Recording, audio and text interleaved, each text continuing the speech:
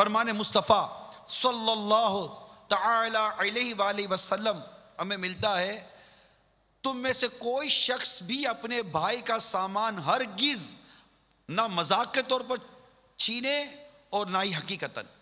تکلیف جو دینا ہے نا، تکلیف، ایذائے مسلم، اس سے منع کیا گیا ہے۔ ایک اور حدیث سنیے، مسلمان کو مت ڈرایا کرو کیونکہ مسلمان کو ڈرانا یہ ظلم عظیم ہے۔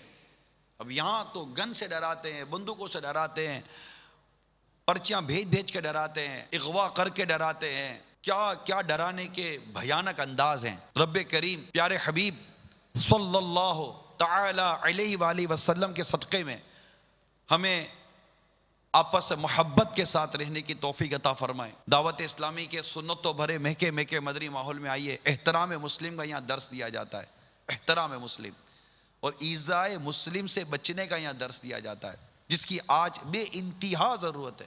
گھر کو، پڑوسیوں کو، محلے کو، شہر کو، ملک کو، آج مسلمانوں کو اس کی بے انتہا ضرورت ہے، احترام مسلم اور یہ ایذائے مسلم والا جو معاملہ ہے۔ امیر اہل سنت کا رسالہ احترام مسلم، اس کا مطالعہ کریں۔